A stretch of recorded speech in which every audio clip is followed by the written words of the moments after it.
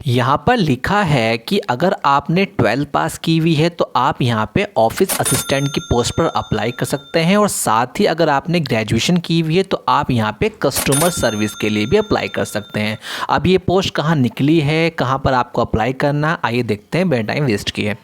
Welcome दोस्तों, आज मैं जो आपके लिए वैकेंसी लेके आ चुका हूँ वो निकल के आ रही है पंजाब नेशनल बैंक के अंदर से। आज हम इस वीडियो के अंदर स्टेप बाय स्टेप डिटेल में जानेंगे किस तरीके से आपको यहाँ पे फॉर्म फिल करना होगा, किन किन बातों का आपको ध्यान रखना है। वीडियो को फोकस के साथ कंप्लीट देखिएगा ताकि आपके जितने भी डाउट्स हैं वो आसानी से क्लियर हो जाएं। तो जो लोग चैनल पे पहली बार आए चैनल को लाइक करें, सब्सक्राइब करें, नोटिफिकेशन को ऑन करें ताकि जब भी ऐसी जॉब से न्यू अपडेट आए आप तक इंफॉर्मेशन पहुँच जाए। तो चलिए बिना वेस्टिंग ऑफ टाइम के शुरू करते हैं। सबसे पहले हम जाएंगे गूगल पर। गूगल पे जाने के बाद आपको डालना है PNB कैरियर्स। जैसे ही आप PNB कैरियर्स टाइप करेंगे जो नीचे की तरफ आप देख सकते हैं लेफ्ट साइड में एक ऑप्शन आएगा कैरियर्स का, आपको इस पर क्लिक करना है। जैसे इस पर आप क्लिक करेंगे तो आपके सामने PNB की ऑफिशियल वेबसाइट खुलकर आ जाएगी जिसके अंदर इतनी भी इनकी वैकेंसी है उन सभी का नोटिफिकेशन दिया हुआ है। जैसे ही आप नीचे तरफ स्क्रॉल करेंगे, स्क्रॉल करने के बाद आपके सामने एक नोटिस लिखा आएगा, नोटिस डेट 1 जनवरी 2025। इस पर लिखा हुआ डिटेल एडवर्टाइजमेंट, आपको इस पर क्लिक करना है।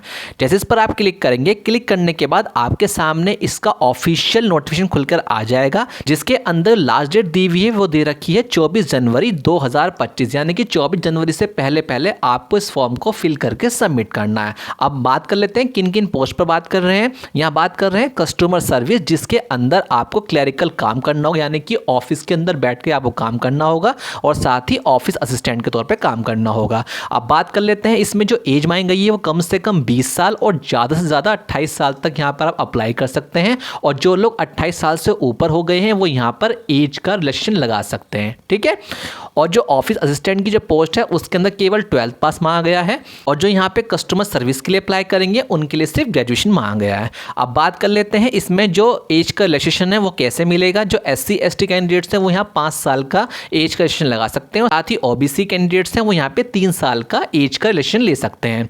अब बात कर लेते हैं जो सिलेक्शन का प्रोसीजर है वो क्या रहेगा। Selection procedure will be on interview, यानी कि इंटरव्यू के बिहाफ पर ही आपको यहाँ पे सिलेक्शन किया जाएगा। इसके बाद आता है एप्लीकेशन फीस। एप्लीकेशन फीस के अंदर आपको यहाँ 1 रुपया भी चार्ज नहीं देना क्योंकि यहाँ लिखा हुआ है there will be no application fee, यानी कि आपको यहाँ पे फ्री ऑफ कॉस्ट अप्लाई करना है। अब नीचे लिखा हुआ है हाउ टू अप्लाई, यानी कि आपको अप्लाई कैसे करना है। यहाँ लिखा हुआ है candidates are required to submit the application through offline mode, यानी कि आपको यहाँ पे ऑफलाइन मोड के तरीके से अप्लाई करना होगा। अब ये क्या प्रोसीजर रहेगा, कैसे आपको एप्लीकेशन फॉर्म फिल करना, आइए समझ लेते हैं।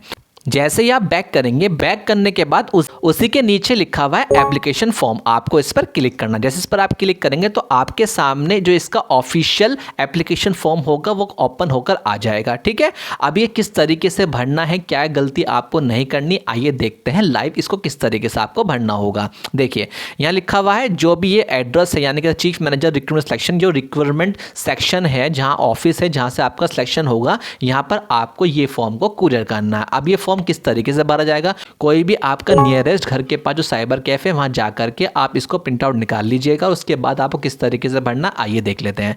सबसे पहले आपको यहाँ पर अपनी पासपोर्ट साइज फोटो पेस्ट करनी है। उसके बाद जिस पोस्ट के लिए आप अप्लाई कर रहे हैं वो आप पोस्ट यहाँ पे लिखकर यहाँ पे आप टिक कर दीजिएगा। अगर आप कस्टमर सर्विस के लिए अप्लाई कर रहे हैं तो यहाँ टिक कर दीजिएगा, और ऑफिस असिस्टेंट के लिए अप्लाई कर रहे हैं तो यहाँ पे टिक कर दीजिए। उसके आता है नेम इन फुल, यानी कि कैपिटल लेटर के अंदर जो भी आपके एजुकेशन डॉक्यूमेंट रहे हैं उनके अंदर जो आपका नाम है आपको बिल्कुल एज इट यहाँ पे अपना नाम फिल करना है, क्योंकि जितने भी डॉक्यूमेंट आप यहाँ पर लगाएंगे वो सब यहाँ पर ऑनलाइन वेरीफाई किए जाएंगे, तो बिल्कुल भी नाम लिखने में गलती ना करें। उसके बाद आता है एड्रेस फॉर करस्पॉन्डेंस, जो भी आपका एड्रेस जहां आप करंटली में रह रहे हैं उसी एड्रेस को यहाँ फिल कीजिएगा। कई बार कैंडिडेट्स क्या गलती करते हैं, वो एड्रेस डाल देते हैं जहां के वो रहने वाले हैं। फॉर एग्जांपल वो बिहार रहते हैं बट जॉब दिल्ली में करते हैं, तो इस तरह गलती ना करें। जो भी आप जिस भी करंटली एड्रेस पर रह रहे हैं सिर्फ वही एड्रेस को यहाँ फिल कीजिएगा। जितने भी बैंक की तरफ से आपको कॉल लेटर जो भी इंफॉर्मेशन दी जाएगी वो आपके एड्रेस पर कुरियर करके ही दी जाएगी, तो इसलिए जो भी एड्रेस यहाँ फिल करें वो वही करें जहाँ पर आप करंटली में रह रहे हैं। एड्रेस के बाद कैटेगरी कौन सी है, SC ST ओबीसी जो भी आप आते हैं वो टिक करके यहाँ पे लिख दीजिएगा।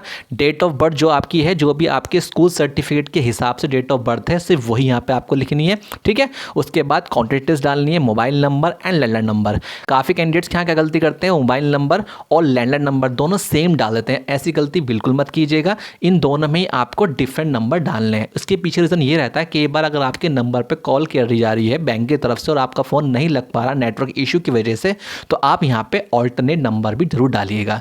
उसके बाद अपनी ईमेल आईडी आपको वही डालनी जो आप करंटली में अपने जीमेल अकाउंट में यूज़ करें, क्योंकि जितनी भी इंफॉर्मेशन दी जाएगी वो आपकी ईमेल आईडी और आपके नंबर पर ही दी जाएगी। उसके बाद जो आपका जेंडर है वो आप यहाँ पे डाल दीजिए, मेल फीमेल है। नेशनैलिटी, ठीक है। बर्थ प्लेस जो आपका है, नेटिव प्लेस जो आपका है वो आप यहाँ पे डाल दीजिएगा। उसके बाद रिलीजन जो भी आपका रहता है, मैरिटल स्टेटस अगर आप मैरिड हैं, सिंगल हैं, वो आप डाल दीजिए। देन फादर नेम आपको लिखना। फिर आता है परमानेंट एड्रेस। परमानेंट एड्रेस यहाँ है जहाँ पर आप करंटली में रह रहे हैं। फॉर एग्जांपल आप किसी वजह से अपने घर से अलग जाकर कहीं रह रहे हैं, कोई पढ़ाई के पर्पज़ से या फिर जॉब के पर्पज़ से, तो आप वही एड्रेस को यहाँ डालिएगा। अदरवाइज जो एड्रेस आप ऊपर डालेंगे यहाँ पर एड्रेस फॉर कॉरस्पॉन्डेंस अगर आपका वो सेम है और ये भी सेम है, तो दोनों में ही आप सेम फिल कर दीजिए, ठीक है। अब बात कर लेते हैं एजुकेशन क्वालिफिकेशन के अंदर। यहाँ पे लिखा हुआ है स्टार्टिंग फ्रॉम मैट्रिकुलेशन, यानी कि 10th के बाद जो आपने पढ़ाई करी है सिर्फ वही आपको यहाँ फिल करना है। कौन सी यूनिवर्सिटी से की थी, कौन से ईयर में आपने पास किया था, यानी 2013 से 2014 या फिर 2020 से 2021, ये आपको फिल करना है। कितने आपके मार्क्स थे वो आपको यहाँ फिल करना है।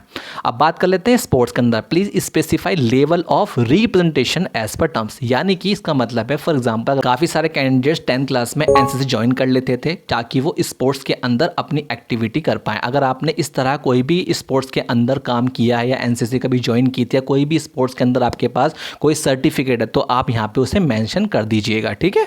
बात करते हैं डिटेल्स ऑफ प्रेजेंट एम्प्लॉयमेंट, यानी कि अगर आप कहीं काम कर रहे हैं तो किस ऑर्गेनाइजेशन में काम कर रहे हैं, उसका एड्रेस, क्या पोजीशन है, कितने रिपोर्टिंग होती है, क्या सैलरी, वो आप लिख दीजिए। अगर आप बिल्कुल फ्रेशर हैं या आपने कहीं भी जॉब नहीं करी या फर्स्ट टाइम अप्लाई कर रहे हैं, तो यहाँ इसको आप ब्लैंक छोड़ दीजिए, ठीक है। अब बात करते हैं डिक्लेरेशन की। इसके ऊपर एक वर्ड लिखा है, please enclose self attested copy of educational sports. इसका मतलब ये होता है जितने भी डॉक्यूमेंट आप यहाँ पे लगाएंगे वो सभी आपको सेल्फ अटैच करना है। अब काफ़ी सारे कैंडिडेट्स के दिमाग में क्वेश्चन ये आता है कि सेल्फ अटेस्टेड का मतलब क्या होता है। सेल्फ अटेस्टेड का मतलब ये होता है जो भी डॉक्यूमेंट आप लगाएंगे, फॉर एग्जांपल आपने 10th कंप्लीट की है, 12th कंप्लीट की है, ग्रेजुएशन कंप्लीट करी, जो भी डॉक्यूमेंट आप यहाँ लगाएंगे उसकी फोटोकॉपी के नीचे आपको खुद के साइन करने हैं, जिसका मतलब होता है कि आपने उसको सेल्फ अटैच कर दिया है, ठीक है। उसके बाद डिक्लेरेशन हो जाएगा। डिक्लेरेशन के बाद उसके बाद बात कर लेते हैं सिग्नेचर। जो भी कैंडिडेट्स यहाँ अप्लाई कर रहे हैं वो यहाँ पे अपने साइन करेंगे। जिस प्लेस से वो अप्लाई कर रहे हैं उस प्लेस का नाम डालेंगे और जिस डेट को वो अप्लाई कर रहे हैं उस डेट को यहाँ मेंशन करना पड़ेगा। बात कर लेते हैं एनक्लोजर्स। अब ये एनक्लोजर्स के अंदर आपको क्या लिखना है। एनक्लोजर्स का मतलब ये होता है जब भी आप फॉर्म को सबमिट करेंगे तो उसके साथ जो भी आपने पढ़ाई करी है उसके सर्टिफिकेट जब आप यहाँ पे अटैच करेंगे। फॉर एग्जाम्पल आपने 10th कंप्लीट की है तो 10th का जब रिजल्ट आप इसमें लगाएंगे तो आपको यहाँ वो चीज़ मेंशन करनी है कि आपने यहाँ पर कौन कौन से डॉक्यूमेंट को लगाया है। वो कैसे, आप उसको समझ लीजिए। आपको इस तरीके का फॉर्मेट यहाँ लिखना है। तो चाहे तो आप इसकी फ़ोटो क्लिक कर सकते हैं, अदरवाइज़ ये सब फॉर्मेट आपको जो हमारे ऑफिशियल ग्रुप है उसके अंदर मिल जाएगा।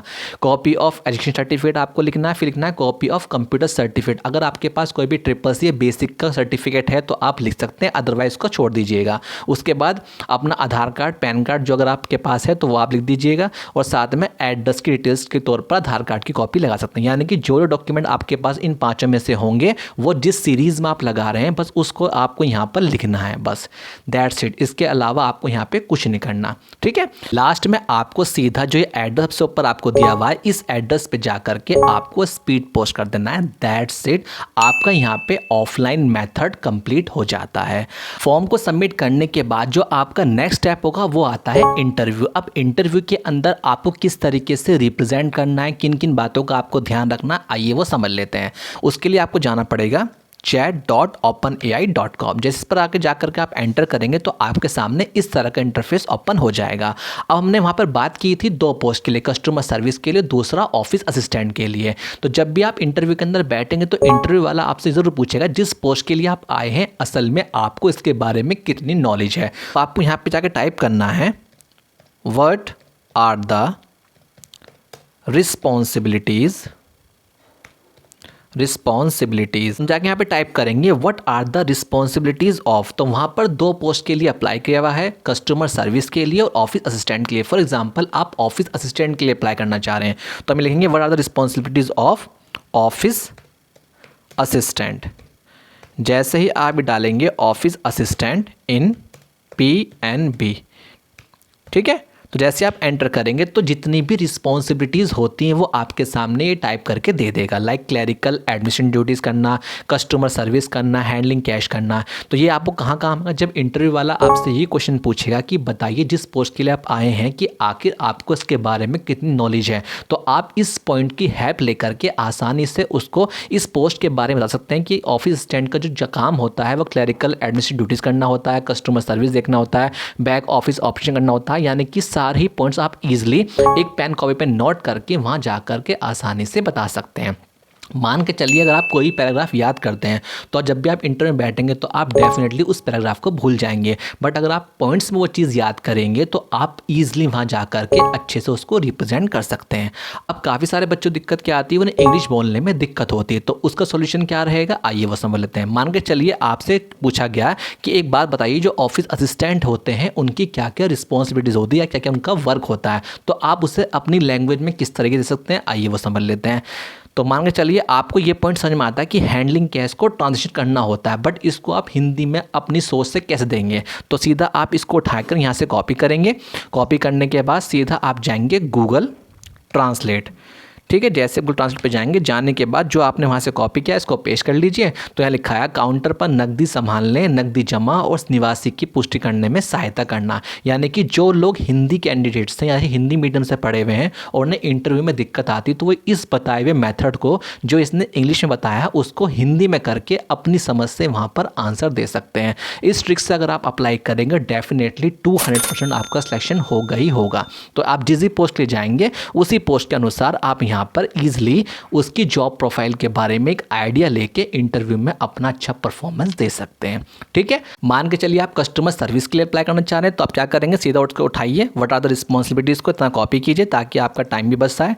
सीधा आप लिखना what are the responsibilities of, ठीक है, अब हम जा रहे हैं वहाँ पर फॉर एग्जांपल के लिए कस्टमर सर्विस के लिए, तो हम यहाँ पर डाल देंगे what are the responsibilities of customer service, कहाँ पर, इन PNB यानी कि पंजाब नेशनल बैंक के अंदर कस्टमर सर्विस की क्या क्या रिस्पॉन्सिबिलिटीज़ होती हैं। जैसे आप इस पर एंटर करेंगे तो ये आपके सामने कस्टमर सर्विस पोस्ट की जो जो रिस्पॉन्सिबिलिटीज़ पंजाब नेशनल बैंक में होती है उसकी एक आपको समरी बना के दे देगा, जिस समरी को आप आसानी से किसी पेन कॉपी पे नोट करके और वहाँ इंटरव्यू के अंदर अपना 200% परफॉर्मेंस दे सकते हैं। जिस भी कैंडिडेट्स ने इस ट्रिक को पूरी ईमानदारी से अप्लाई किया उसका 200% सिलेक्शन होगा ही होगा। सो आई होप आप लोग समझ रहे किस तरीके से आप इंटरव्यू के अंदर अपना अच्छा परफॉर्मेंस दे सकते हैं। और साथ ही जो भी आपको फॉर्म और जो इंपॉर्टेंट PDF है वो आपको कहाँ मिलेंगे, जैसे हमारे ऑफिशियल अर्निंग क्लास अकेडमी पर जाएंगे, जाने के बाद जैसे आप मोर पे क्लिक करें, क्लिक करने के बाद यहाँ पे टेलीग्राम और व्हाट्सअप 2 हमारे ऑफिशियल ग्रुप हैं, इन पे क्लिक करने के बाद आपको हमारे जितने भी इंपॉर्टेंट PDF हैं या जो एप्लीकेशन फॉर्म है वो सभी आपको इस ग्रुप के अंदर मिल जाएगा। तो आप इस ग्रुप को ज्वाइन कर लीजिएगा। अगर आपका कोई भी हमसे सवाल है तो हमारे फेसबुक और इंस्टाग्राम पर हमें डायरेक्ट मैसेज करके अपनी क्वेरीज़ का आंसर ले सकते हैं। सो आई होप आप लोग समझ रहे किस तरीके से आपको अप्लाई करना है और किस तरीके से आप इंटरव्यू के अंदर अपना अच्छा परफॉर्मेंस दे सकते हैं। तो जो लोग चैनल पहली बार चैनल को लाइक करें, सब्सक्राइब नोटिफिकेशन को ऑन करें ताकि जब भी ऐसी जॉब से न्यू अपडेट आए आप तक इन्फॉर्मेशन पहुंच जाए। Thank you so much.